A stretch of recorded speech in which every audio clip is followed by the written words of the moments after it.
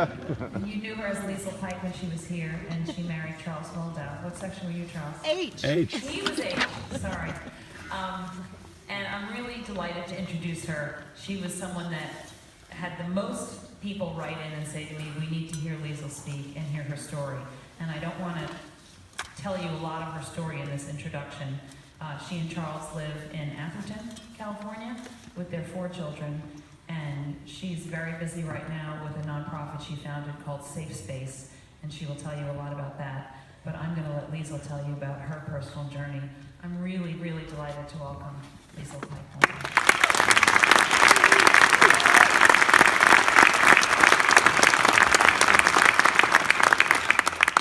I forgot to mention one thing.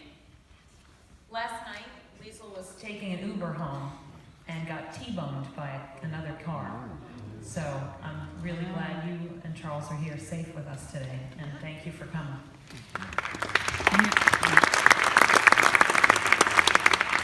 That is a big screen, I gotta say. Yeah, it's really great to be here today. Charles and I we were one of those couples, so yes, it works. Before I start, I have a quick question. How many of you, when you got into Harvard, were asked by Laura Gordon Fisher, personally called by Laura Gordon Fisher? Oh God, okay. All right. Well, I'm gonna read my little talk here because I'm gonna blame it on the accident, but I'm actually a writer. I'm not a reader, or I am a reader, I'm not a talker. So bear with me.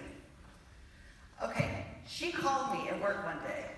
Obviously, after I applied, I had to get an interview. I wasn't one of those, okay, yeah, come join us, you're a natural fit. She said, Liesl, I see you didn't take any math classes at Stanford, and you got a C in econ. Why do you want to go to Harvard? I kind of thought, okay, yeah, right, all right, good question. Because my theory on math is that there are 3 kinds of people in the world. Those who get it, and those who don't. I'm not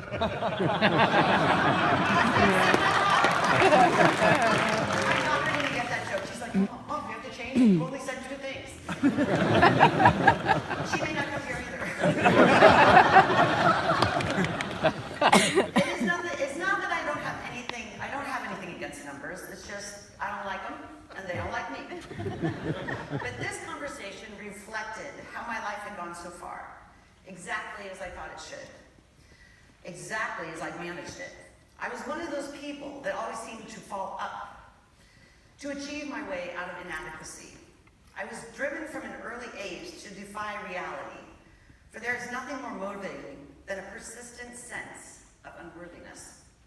It wasn't that I needed or wanted others' approval, it was that I was constantly trying to escape that corrosive certainty that I was never really good enough at anything. Powering through life brought me to what a pinnacle of a happy life should be. I had a fabulous husband who I met here on the steps of Baker Library. Thank you, Anders. Charles and I stumbled into the dot-com boom, and we made more money than we never deserved. We had it all, and yet still that feeling of not being good enough persisted. So of course, we had kids. Now there's no greater insanity than the delusion that children will instill inner peace. I'm glad your kids left. I didn't want to blame them.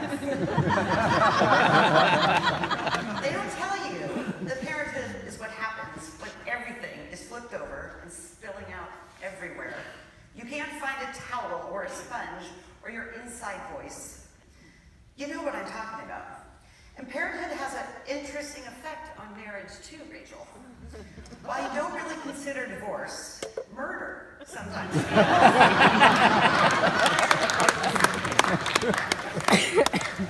don't make this stuff up. But it wasn't until our second daughter was born that I was brought to my knees.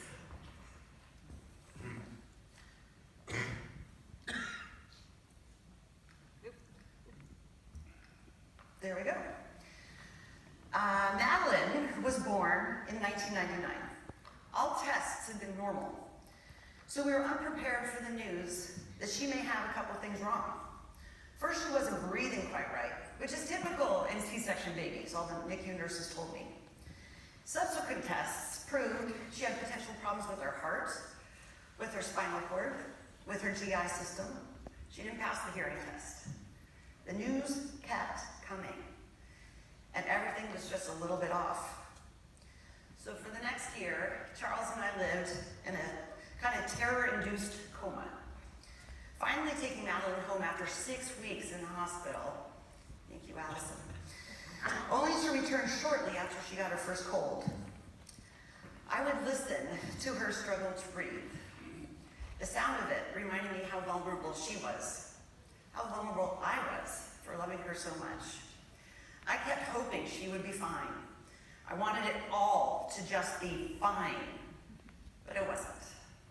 So we spent that first year in and out of the PICU. We knew our local firemen on a first-name basis, and the ER already had a file on her 2 inches thick. Madeline endured 7 surgeries that first year. First a tracheostomy, then a stomach tube, then she was on a ventilator 24/7. Our dining room became a hospital room, and we had nurses in our house around the clock. No one knew how long she may or may not live. They still don't. Now, all people handle stress differently, but neither Charles nor I cope very well. Nowhere in all of our education had we taken a class on how do you deal with soul-sucking fear.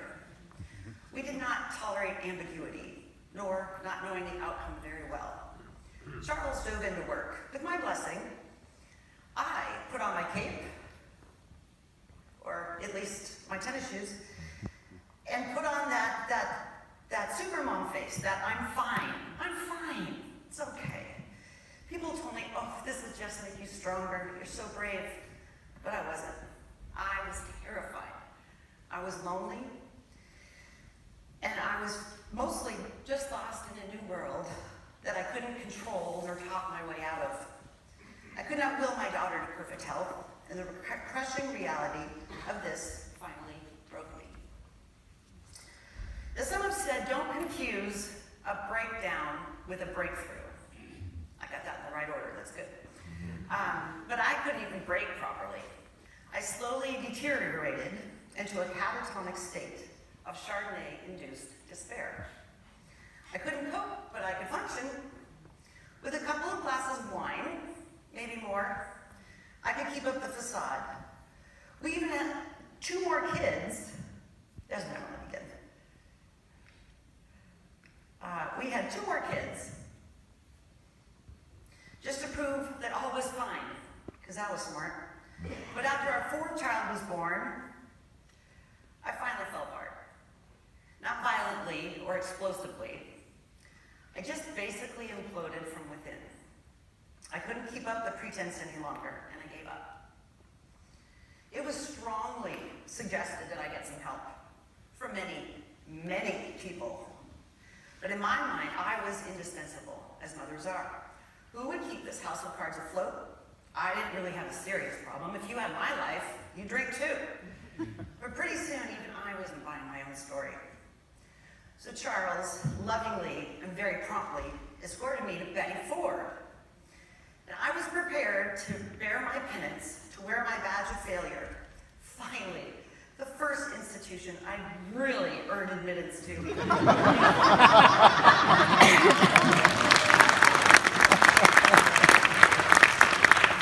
here's a funny little secret I learned. Oftentimes what we fear the most is just exactly what we need. So while I was prepared to wallow in guilt and shame and nail myself to the cross, something else happened instead. So let me just say here that I think all mothers should go to rehab. I don't care if you have a problem or not. Until you just stop, there is no way to move forward. So for the first time in my life, I had a chance to breathe. I became teachable. No one listened to my passionate pity party about my life and my right to self-destruct. No one bought my BS about being fine. They just reply, Liesl, come down off the cross. We need the wood. But I knew better. I had gone to Stanford and Harvard Business School, and I made tons of money. Didn't they see I was so successful? And they just shake their heads. It was then that it really hit me. can't even fool a bunch of losers, well then who is the biggest loser of all? So the tearing down process helped clear the wreckage I'd carefully constructed around me. I began to mourn the child that I thought I should have had, and learned to love the beautiful girl that we did have. I forgave my husband for leaving me to care for her on my own, for abandoning me to go pursue his own career goals. Ha! But I realized he hadn't given up on me, that I had. As I dug deeper, I realized the greatest of my issues wasn't alcoholism or grief. No, of all my infirmities, my most savage failure was to despise my own self. With nowhere else to go but up, at that point, I began rebuilding. I learned that addiction is not a moral failure, it's a manageable disease. I began to build a foundation for a joyful and useful life, not just a facade. I learned that self-care is in fact not selfish, all of you mothers out there. It's simply taking care of the only gift I have, the gift I was put on earth to offer to others. I learned that the hardest thing in life is knowing which bridge to cross and which ones to burn. Knowing comes from good judgment, which comes from experience. Experience ultimately comes from bad judgment. This I could relate to. I have a lot of experience. I also found talking with others helped dispel the isolating and crippling loneliness I felt. I heard that being honest was the only way to recover. Okay, that was a tough one, I gotta say. I mean, who is really honest? Who always tells the truth? I was given many suggestions, but no demands. It was up to me to choose to lead a healthy life or not. It really took the wind out of my sails to learn that there are no rules to break. I mean, come on. That the choice to recover was mine alone to make. So I'd love to say that I was completely cured after Betty Ford, but that's not exactly my story. I've fallen short in the years since I went, but I do bounce back with a passion. It's a daily decision for me to choose to use the tools I have, to reach out to others, to do the next right thing. And while I am not perfect, other avenues have opened that I never expected. Part of my program now is to give back to others what was freely given to me, or not so freely if you consider the Betty Ford bill.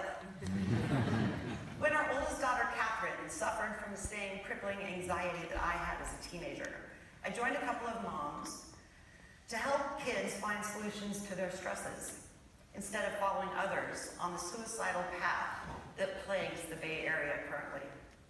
I was sickened to my heart to keep reading about these brilliant, wonderful kids killing themselves because they got a B+. We co-founded a nonprofit safe space to help kids find a new way to cope, to find a path away from the train tracks. Working with these kids is an incredible gift. They speak out, they advocate for the silent sufferers. They help to carry the message that no matter how troubled you are never alone. And I could share their story, but I'll let you see a couple of words from them.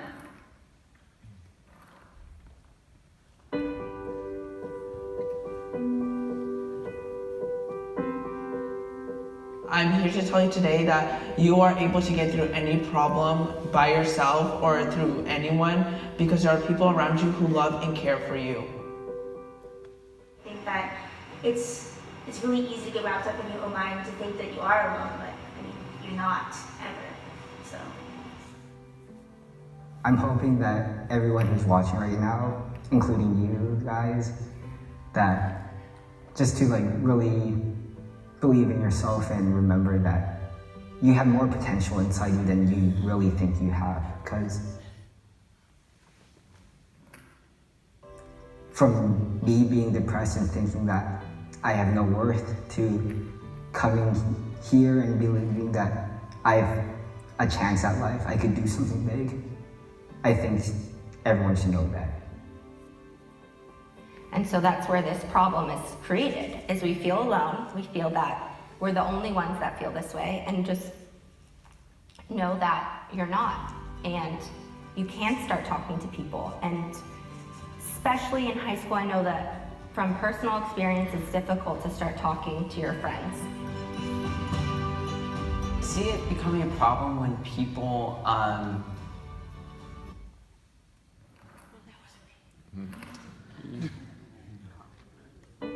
life, I could do things. Problem is created is we feel alone. We feel that we're the only ones that feel this way, and just know that you're not, and you can start talking to people. And especially in high school, I know that from personal experience, it's difficult to start talking to your friends. See it becoming a problem when people feel that help is the last resort, and I see that a lot. Like, people think like, oh, let me get through it, let me calm down, I'm fine, I'll do fine, and people see help as the last resort, but I kind of view it as like help kind of be that first resort, you know what I mean? Like, before, it's much harder to help someone who is in crisis mode than it is to help someone who is just developing symptoms of a mental health condition.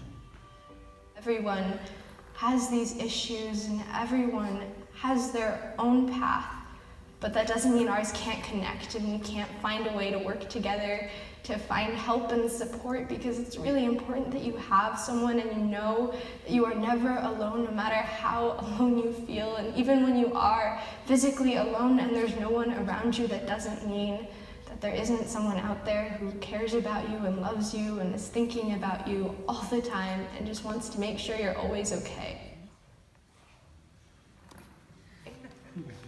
Whatever it is you're going through, know that somebody else has been through it too, and don't be afraid to reach out to them. I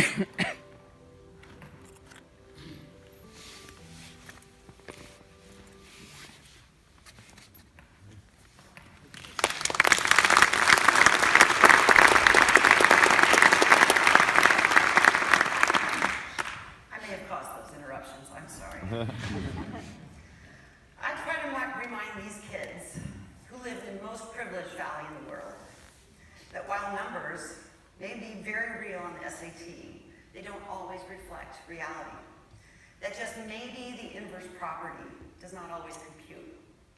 I suggest from my own experience that the opposite of scarcity is not always abundance, it's enough. That the opposite of failure is not success, it's trying again. And that hope is not a strategy for life, it is the very essence of life. I remind them to keep a list of gratitudes, not just to-dos. On my list, my family is at the very top. They are the core of my very self. My husband, who still thinks I'm a bit of a cross between Pollyanna and Sybil, but who I am celebrating 25 years of marriage with this week, on Tuesday. Yes.